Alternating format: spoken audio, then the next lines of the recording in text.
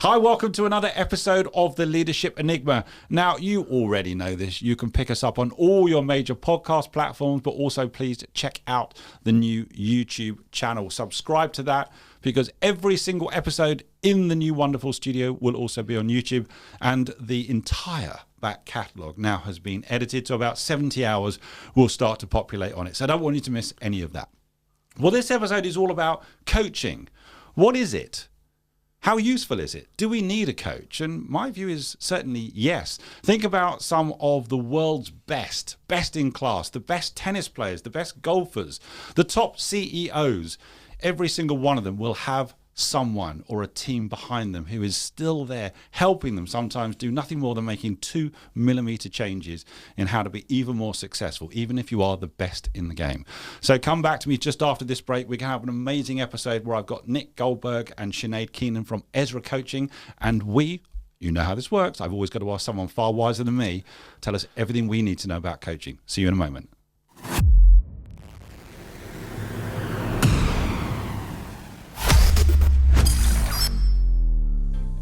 You're listening to The Leadership Enigma, powered by Transform Performance International, a podcast for the insatiably curious to explore the power of human-centered leadership to create real momentum for positive and sustainable change. Whether you're an entrepreneur, business owner, or corporate executive, each week we speak to global experts, academics, rising stars, ambitious upstarts, and disruptors as we discover that success leaves clues. Now, here's your host, Adam Pacifico. So it's a big warm. I know it's bizarre, isn't it, when I see you in a moment, but that's edited afterwards. It's a huge welcome to Nick. Sinead, thank you so much for coming into the Leadership Enigma. How are you? Great, thank you. How are you? I'm very good, actually, and I've been in the studio for quite some time because we were doing something completely funky and unrelated to the podcast earlier. So I feel that this really is a second home. Let's start with some introductions because all I've done is say name. Nick, let's start with you. Just tell everyone who's, I hope, listening and watching, who are you? Sure, I'm Nick. I'm Nick Goldberg. I'm the founder and proud CEO of Ezra.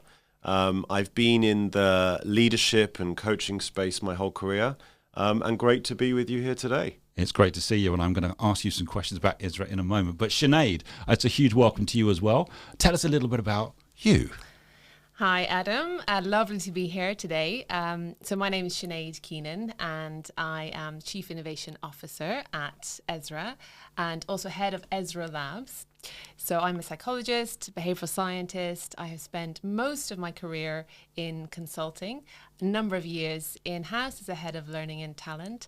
And now I lead the Ezra Labs team. And we can talk a little bit about that, but effectively we are the innovation hub at the heart of Ezra, focused on insights and science and designing the best products and solutions for our customers. Well, I love the fact that you're here, Sinead, because we can then dig, as you say, into the science behind the lab side. Maybe we're all recovering consultants here as well. I don't know. We're turning into a therapy session, so forgive me for that. Now, let me start with you, because there's a story in relation to how Ezra was started. So tell us a little bit about that.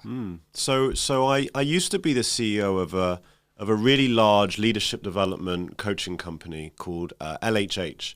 And we provided a number of services to large corporates. We provided kind of group leadership development, assessment, coaching, a number of different things. The thing that had the biggest impact on our clients, the things that we heard most feedback on around how individuals had changed behavior, how they developed, was when they had a coach. But as you mentioned in your opening, coaching is typically only given either to Lionel Messi or to CEOs of major organizations, or certainly at the C-suite.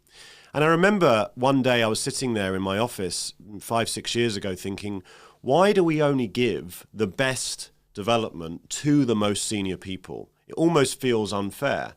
And we set on this pathway 5 or 6 years ago to really think, how can we democratize coaching? How can we make it more scalable, more affordable? And maybe even if we're doing it at scale, how can we actually make it measurable?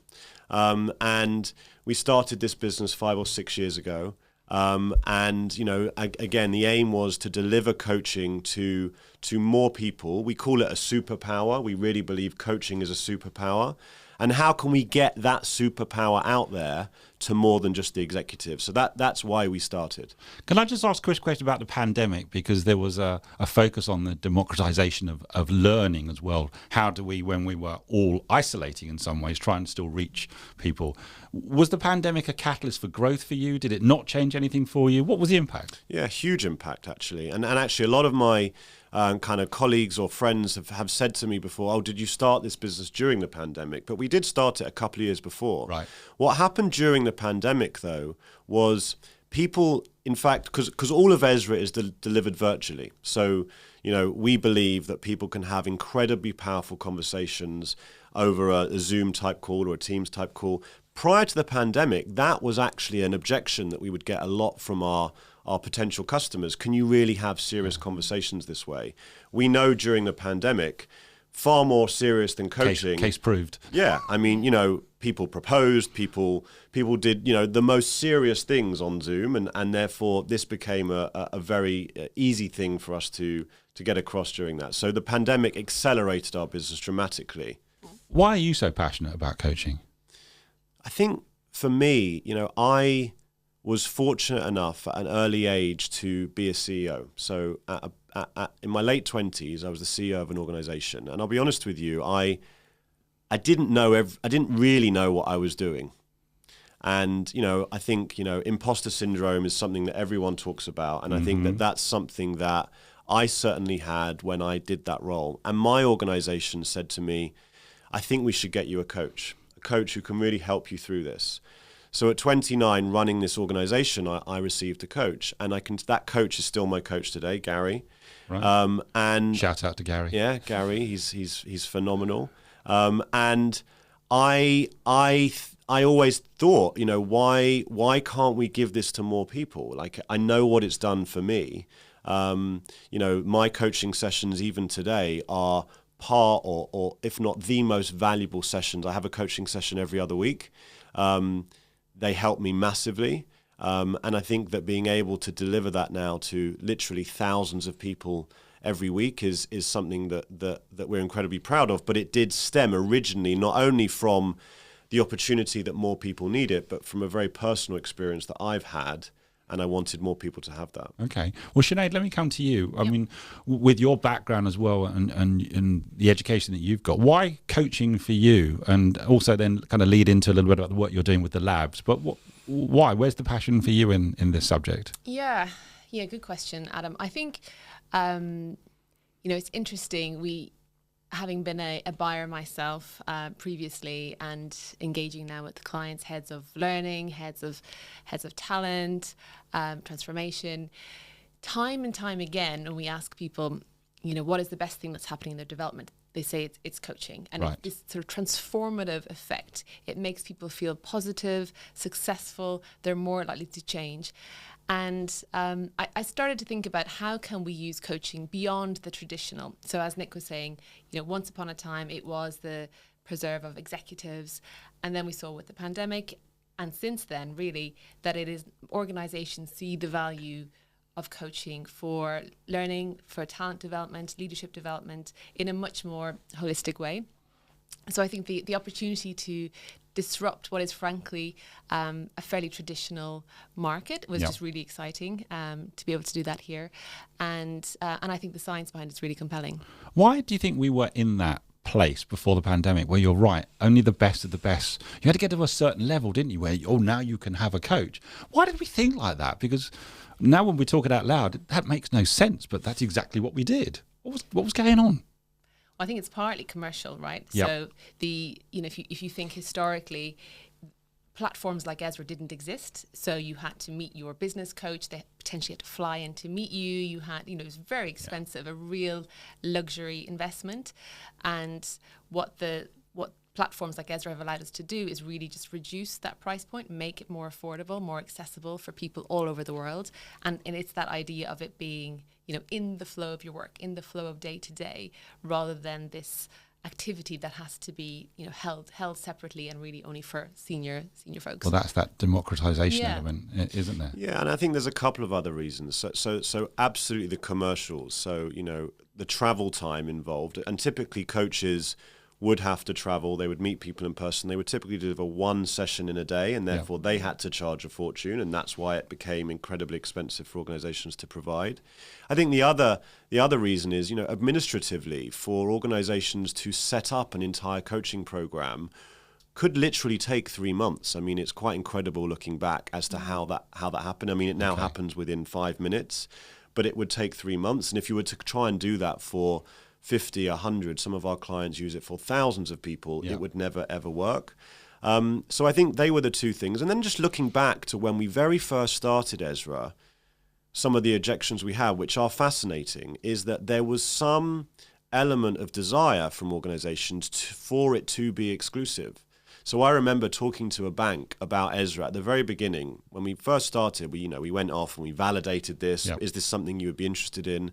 And one very well-known investment bank said to me, we would never buy Ezra. And I said, well, why would you never buy Ezra? They said, well, because coaching is exclusive. Coaching it's a real, when we give it to our most senior people, that's something they aspire to. They aspire to get to a level to have a coach. It's almost like a badge of honor. Exactly. And of course, that's fair. That's by the way, that organization is now a huge Ezra client, which is I mean, this is 4 years later. But I can understand that's, again, it's how we grew up. It's how organizations did things. And it was just a way in which that we needed to disrupt the market. So it was actually a crazy idea 5 or 6 years ago. People around me in my organization, actually, our parent organization, would say, this will never work. So I think it's... and here we are. And here we are. With it. Exactly. Sinead, let me come back to you because I'm really interested about the science part. So tell us a little bit about what's underpinning the coaching methodology that you have, that provenance, the sound provenance that there is, and perhaps also a little bit about the labs too. Yeah. But let's start with the science side of things. Yeah, so I think it's, if you think about today's world, the kinds of challenges, people challenges, let's just start there for a second, that we face, leadership, managerial challenges, people challenges, we have unprecedented complexity, right? We now are moving more towards, you might be familiar with this concept, Adam, of adaptive versus technical challenges and adaptive versus technical leadership. Yep. So to just define it briefly, adaptive challenges are those complex challenges where there isn't a clear, even the problem itself is hard to define.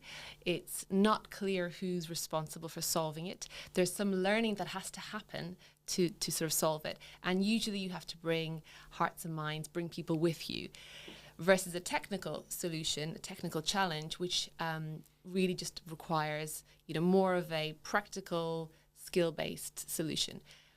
But today's world, if you think about, we've got, managing a hybrid workforce, managing a DEI agenda, downsizing, reductions in force, and growing your business at the same time. These are really adaptive, complex challenges.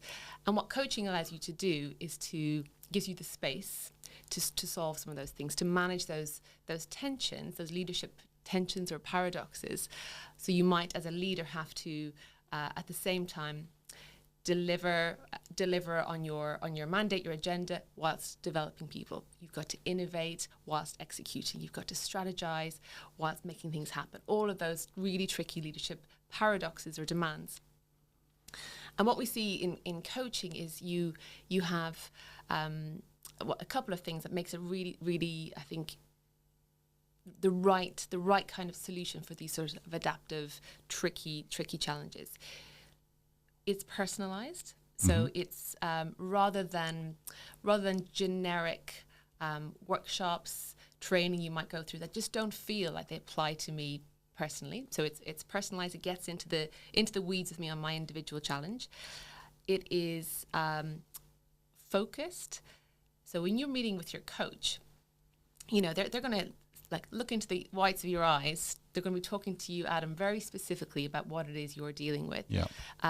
There's no space for you to be, if you were on a sort of group webinar or something where frankly you're probably emailing on the side, or maybe you're doing your yoga in your bedroom, whatever it might Perish be. the thought. Yeah. This is, one-to-one. Yeah. There's no hiding. So we're going to get right into it. And that sets An accountability piece there, isn't there? Exactly what I was going to say. Yeah. That sets up personal accountability. So you've got personal accountability rather than group accountability, which tends to be sort of more diffused. And within that, then we see, so the science behind that really is that if I feel accountable to my coach, I am much more likely to do it. So if I think I'm going to be meeting with Adam next week and he's going to be checking in with me around, have I actually tried this new thing that we discussed? Have I experimented in my one-to-ones with this? Have I set this out with my team in a different way? I want to be able to report back to you. You're going to kind of hold my feet to the fire in a really kind way, but you are going to make sure that I'm actually delivering on what I promised, so one-to-one. And that's really key to behaviour change. And we can talk a little bit more about that in a moment. But just we see that, don't we, sometimes in programs where Sinead, you and I could be delegates on a program and be accountability partners to each other, not to judge, but to actually say, hey, have you done that thing, Sinead, that you said you were going to do? And that in turn has a positive impact, doesn't it? Just that loose accountability. Yeah, exactly that. So I think accountability is a big part of it. If you sort of zoom out for a moment and you're asking about the science of why coaching is so effective. We've done a lot of research around the sort of the behavioural science that underpins it. And what we know, and it's very clear, it's very compelling, all of the research is there on what it takes to drive human behaviour, to change behaviour. And effectively it comes down to sort of three things. Right. So you've got motivation. You need to want to do it. You need to want to make that change. You need to see that it's in your best interest. You've got capability. So you need to know what to do, how to do it. And then you've got this interesting thing called a prompt or a nudge. I was going to ask about that. Yeah. So that's going to be something in my environment cues me or prompts me to enact that behaviour, or at least doesn't get in the way. So the environment is facilitating me in some way. So I saw that in some literature. There's that capability plus the motivation plus the prompts or the nudge. I want to come back to something you said, and Nick, I'll ask you. The depth and breadth of problems that leaders now face is unbelievable. And we're constantly working in the VUCA environment, that volatile, uncertain, complex and ambiguous. So Nick, is it fair for me to say, as the CEO of the organisation, there is no way that you as the CEO can be across all of these issues? You cannot be expert in them. You cannot have a line of sight to all of them. That actually you have to have the trust, empowerment, autonomy of the people in your organisation to be across them. Is that a fair comment? Absolutely. And here's a great example next to me. There are people that if we're going to continue the growth that we've had, it's fairly cliche, but the people are the most important. And I think, at Ezra, we have a very strong culture, and one of the things that we're very proud of is a real culture of empowerment. So, we hire fantastic people not to give them a list of instructions on a Monday and tell them to go away and make that happen. We hire very smart people who come into an organization, and we might give them a challenge and say, how can you go and solve this challenge? And I think that has obviously helps grow those individuals, but it helps grow those people. But in order to do that, you have to hire people on the basis that you fully trust them from the day that they start. And we do that at Ezra. We have a really strong culture around, building a really strong psychological safety and all things like that. You're also big on the environment, aren't you? Because, we talk about immersive and experiential learning. Well, there is an element of immersion when we go into a workplace. And I kind of got the view when I came to see you that you've been quite deliberate about that. Yeah. Have you? Very. Tell me a little bit about that. And it's interesting timing of this podcast. We move in on Tuesday to our brand new offices.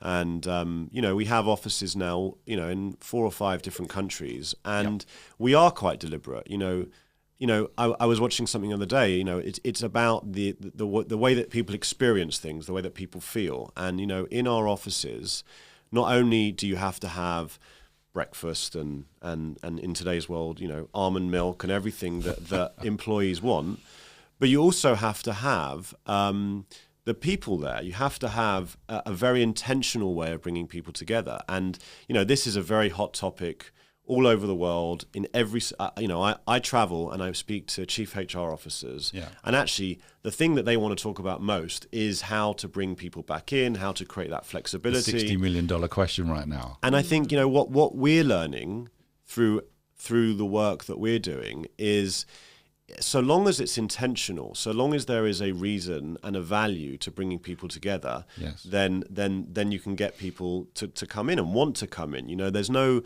Beyond emails and meetings. Yeah, there's no way you're going to win this battle by forcing people, by saying you have to make people want to. And I think that is something that we're working incredibly hard at Ezra. It didn't start off very easily. I think we're now on a journey and we're certainly getting closer. The environment helps. The environment is an enabler, having these benefits, but also having, open space, having, good areas for meetings, having whiteboards and blackboards. And, we've actually set up in our new office, it's interesting, we've set up an area which is like working from home from the office. Right. So people like working from home, so they can, part of it is it's more comfortable. They get to, we've got a roof terrace, they can go outside and get some fresh air. They don't have to sit at a desk, they can sit on the sofa. So we've actually set up an area in the office that gives that same feel, but that also means that you can then go and talk to a colleague and ask them a question without having to set up a Zoom call. So we're really trying to be very intentional about understanding, like any good consultant business person would, what is the need of your customer, what is the need of our employees, and set up our office in a way that fits that need. So I love that. I had Adrian Simpson come in. I was at it probably a couple of months ago, actually, as a guest, and he talked about the need now for offices to really be places where you connect, you educate, and you celebrate. And I love that because it wasn't about an office where you come to work and to do your emails and your meetings, important, yes, but people can do that at home. Yeah, coming in to connect, to celebrate and educate, which I thought was absolutely. kind of a lovely approach. One thing I fear, a trap, and by the way, we fell into this trap, and a story about 6 weeks ago. So we had a loose recommendation of come in for 2 to 3 days a week, right?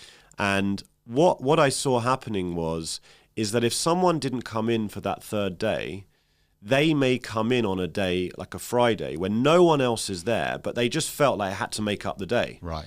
And I'm thinking, well, it's no value. You didn't need to come in. There's no the idea is we're all together.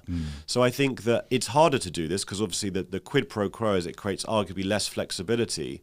But by having intentional days where everyone comes together, that's the point. The point is collaboration, celebration, creativity, and that only happens really when we're together. So as we move into this bigger space, that's what we're doing. So we're much more intentional about the time that we are together. So that human proximity piece is something we really lost during the pandemic and something I struggled with on a personal level. It's how the podcast was started, because I panicked and thought, how do I do what you normally do and stay valuable or create value and meet people? When we talk about human proximity, Sinead, let me come back to you. That's a big piece of coaching, isn't it? Human proximity, chemistry, connection. So tell me a little bit about that and that importance to the coaching itself. Yeah. Well, so a couple of thoughts. I think what we know actually is that people learn best when they feel successful, rather than from failure. So there's been a lot of, I think, quite, fashionable trends around fail fast, and particularly within tech and startups. And there is merit in that, but more recent research has shown quite convincingly that actually we do learn best when we have some sort of success, and that's because it's less of a threat to us in some way. We can replicate, try that out again. And what coaches do so well, to your point, is to help you to build that sort of success mindset, help you to find where your wins are, really making those more visible. The other thing that coaches will do very well. Well, let me ask you a question, Adam. Let's see if you know the answer to this. No, this could go wrong. This could go terribly wrong. You weren't expecting We can edit this bit out. It's fine. No. So, a question that I always love to ask groups when we talk about the science behind coaching, and is think about your last great day at work. Today, not being one of those, but think about your last great day at work. what happened? What made it such a great day for you? I think I go straight to perhaps a bit of a bias, which is when I'm in front of a live audience. And actually I had yesterday the privilege of working with 200 people online, which I always think is a real challenge when it's one versus many. But we had such a rich conversation. Do you know what? I'm going to share this. I got some feedback. I'm a little bit high energy. It's just the way I'm wired. And I did a live event, and I think I may have scared the introverts slightly. And so I got very nice feedback. But when we did the 200, I thought to myself quite deliberately, how do we really get the introverts and extroverts in there? And we made a simple change. We just said, everyone please put some thoughts into the chat box so we can get all voices in, because there's a real power to that. And it was something I'd never done before. I just said, just put a Y after your answer, or an N after your answer, to let me know whether I should call on you and you could speak to the wider group. We had such a rich conversation where we felt we were getting so much from everyone that I felt pretty proud about that. But you know what? It's thanks to the feedback, in some ways the coaching, and I've been doing this for a long time, where I thought, okay, let's make a little 2mm change. And we suddenly had 200 people really active, but in their own way, and perhaps in a safe space. And the data that was coming out was extraordinary. And I felt pretty good about that.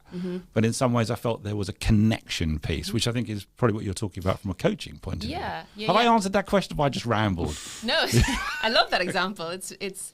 I think that's a really nice demonstration of feeling successful. Being able to demonstrate a small change that has quite a big impact. And interestingly, when you ask this question, people, they often talk about being recognized, achieving something that was difficult.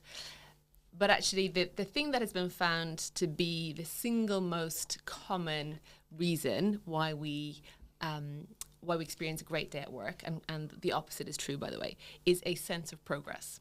Right. So having a sense of progress, which is called the progress principle. It's quite a well-known study. And just, I've always thought that is such a compelling, interesting insight, that if we could apply it in our day-to-day and with our teams, you don't have to be a coach. If you're a manager, helping people to see some level of progress is so motivating, and often we don't always see it ourselves, but being able to help somebody really map that out. So those are sort of two things, I think, in terms of the human proximity. But one thing I wanted to just challenge us on a little bit, and it's a little bit counterintuitive maybe. We talk a lot about, the coaching industry talks a lot about chemistry and the importance of chemistry. And I think it's time that we revisit that question, actually. And some quite recent research on this topic, but across many studies, big meta-analysis, is showing that chemistry actually doesn't make that big of a difference in terms of the effectiveness of coaching. Tell me more. The impact of coaching. So it's pretty recent, these findings, but it's what we're seeing is that actually it's the working alliance that's what makes the difference. So how effectively we work together is how I help to create trust, how I help to challenge you, how I help you to think about your goals. That is much more important than whether we have a spark, whether we have chemistry. And actually the sort of the downside is that with chemistry, we can choose others who are like us. So similarity bias kicks in. Almost like an echo chamber. Right, exactly. And that doesn't allow us to see that we don't really see the true mirror, which I thought was really interesting. It also makes you think about the amount of time that leaders and execs spend in chemistry meetings with coaches, that actually we're seeing really, they don't need to do that. That time could be well spent on other things. Yes. And actually, typically, we don't see people switch their coaches very often because it's the chemistry doesn't matter that much. It's that working alliance that makes the difference. I love that. I want to come back to something you said as well. I'm loving this conversation, by the way, folks. You talked about the ability to talk about success and progress. And maybe that's an easier emotional anchor for all of us, a time when we were successful in something and leverage it.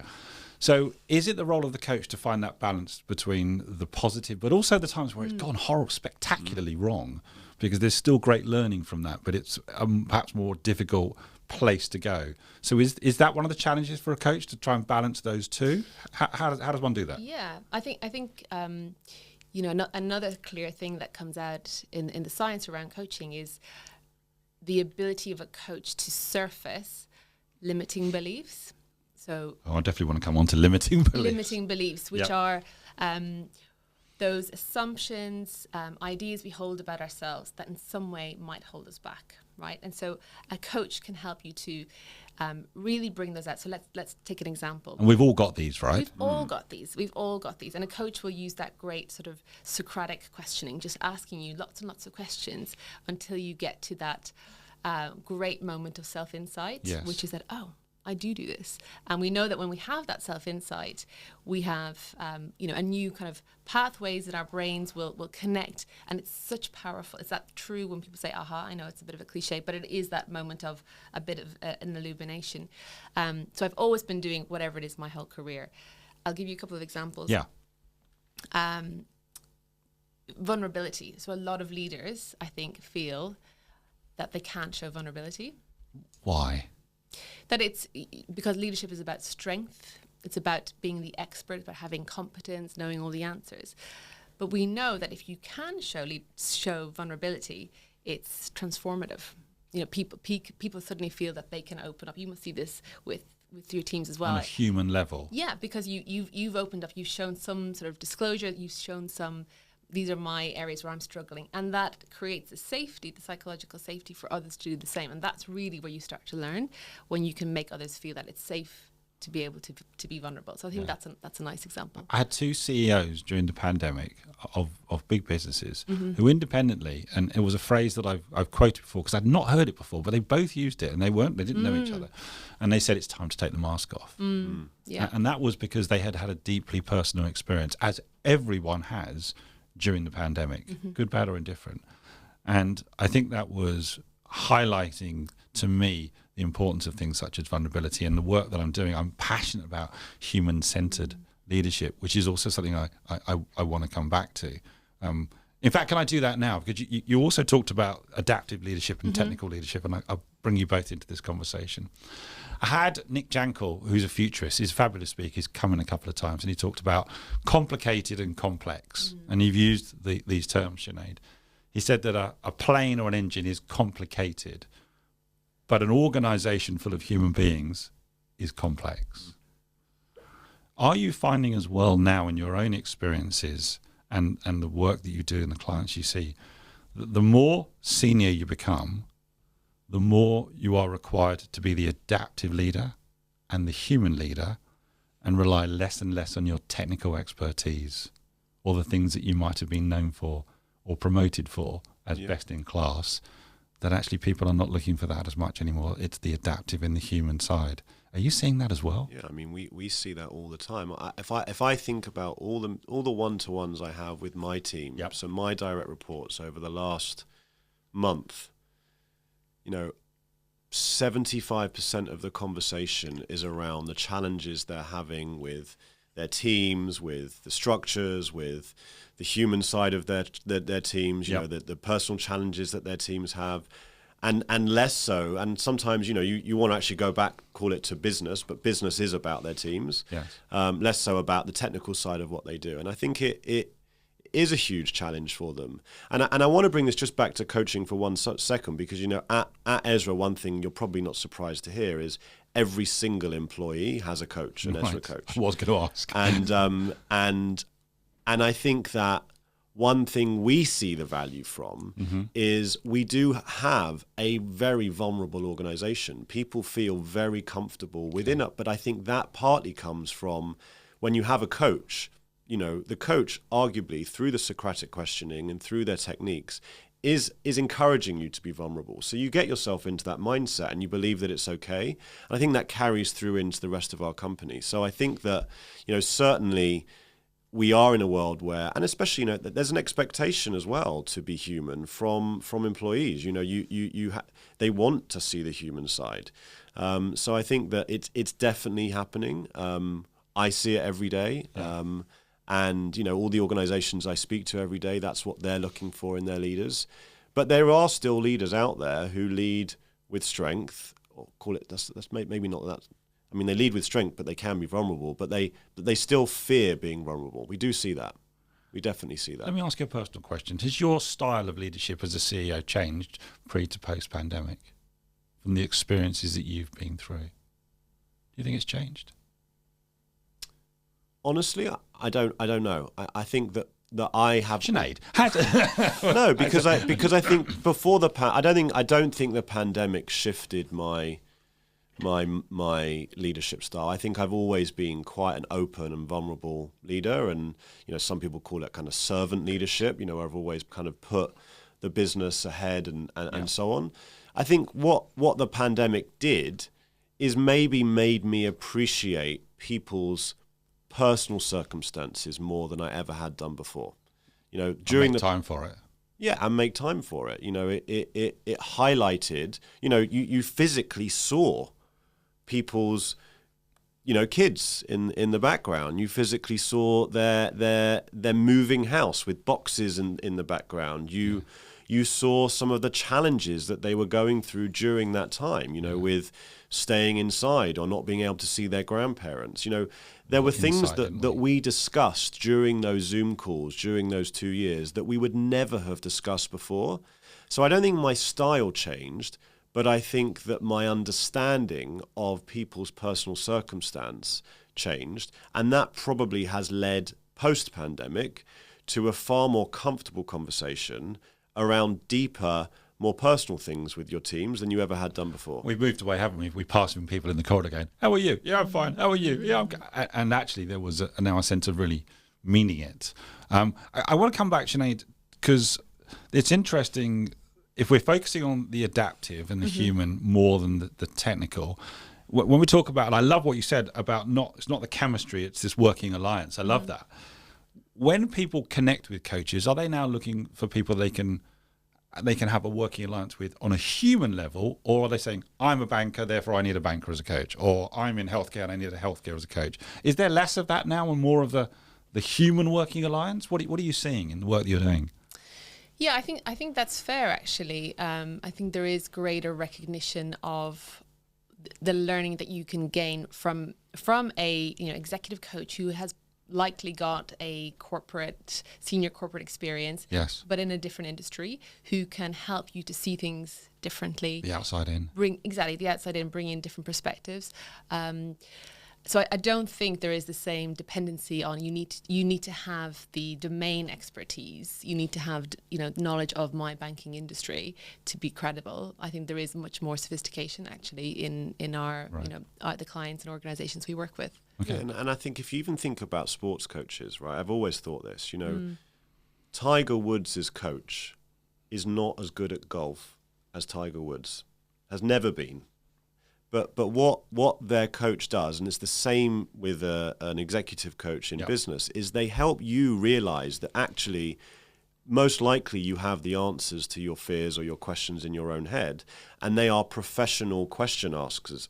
If you think about Socratic questioning that Sinead was talking through. So I think that's slightly shifted, and I think the organizations are understanding that, and that has shifted this request which we used to get, I'm talking 6, 7, 8 years ago, from our clients would say, particularly in professional services, we have to have a coach that's been a lawyer or that's been a banker, etc. To we have to have a coach that will help my lawyers or bankers understand how they can be best at work. And that is a skill. That is what the best coaches in the world have.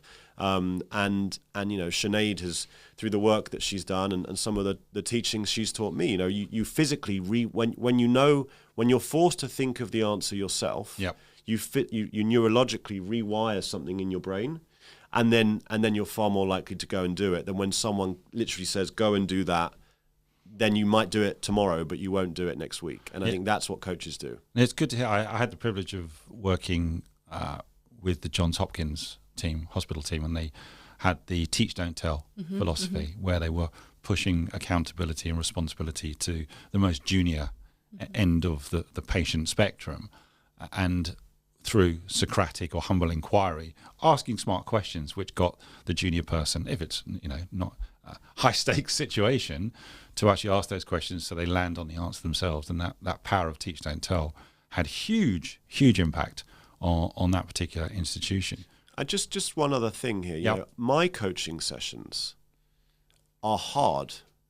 They're not. Whilst they're incredibly valuable, sometimes they are really difficult hour sessions. And my coach will ask me a question, and I'll even say, "I can't believe you've asked me that." Like, that's really difficult. And then he won't say anything. You know, there's a natural inclination at that point to fill the gap. My coach will say, "No, you know."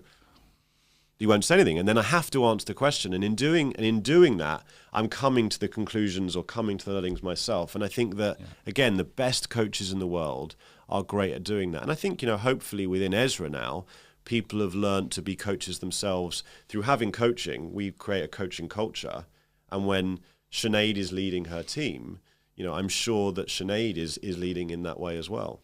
So you're both passionate about coaching, that's obvious. But how do we know that it's working? So from an individual level, how do I know that I'm getting what I need, or I'm making progress, I'm getting traction? How do we do that? It's a great question. We've done a lot of work on that. Yeah. So I think what we sometimes take for granted, actually, a client said this was recently, a big tech client out in the west coast of the US. And we were talking about some new products that we're innovating around at the moment. And, you know, she said to us, I think you guys don't appreciate how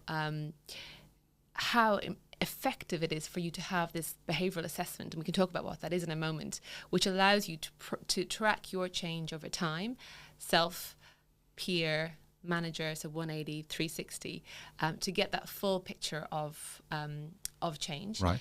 And we were talking about it in the context of how we could use this for more of a learning sort of intervention, one-to-one learning intervention. And she was saying, you know, we rarely see that actually. We rarely see the same level of impact and insight on sort of learning interventions.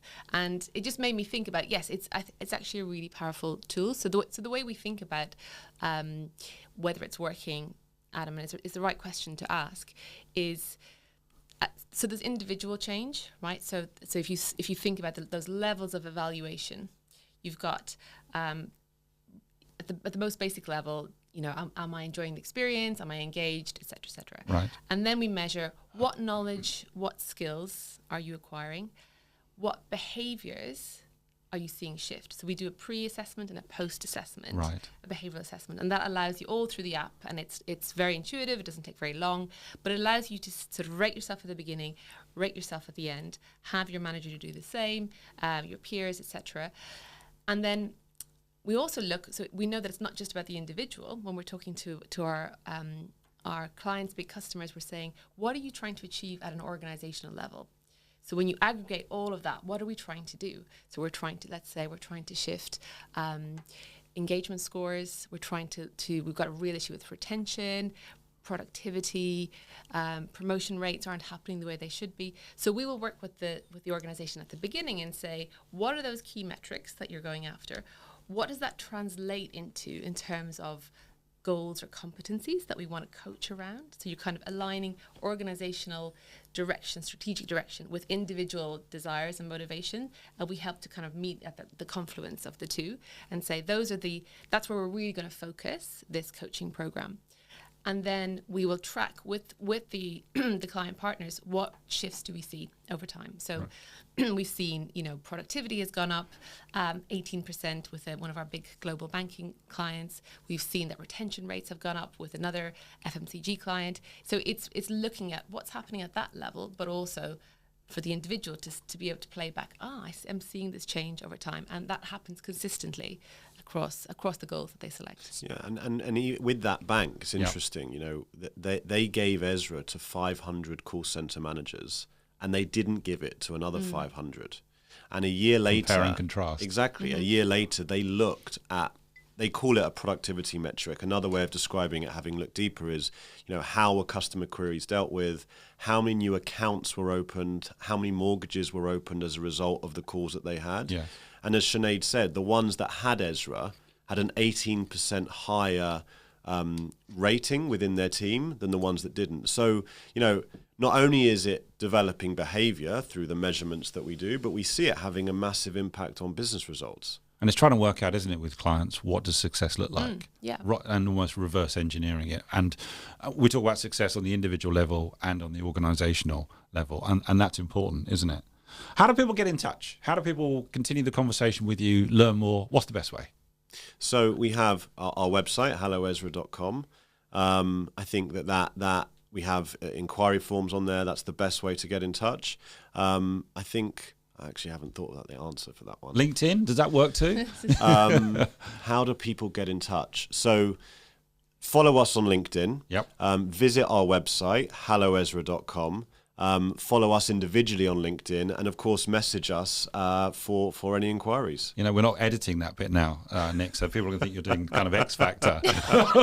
We're leaving that in, James, just so we know. Sinead, any other details or any kind of final thoughts? I want to leave final thoughts with you, and I want to link it to, is it the behaviours where the rubber is really meeting the road in coaching, that it's translating the conversations, the connection, the alliance is translating into tangible behaviours back in the workplace? Is that what this is all about? Yeah, I think we are squarely in the space of performance, organizational change, professional development. We're not in the therapy business, but it is really about what are those behaviours day to day at work.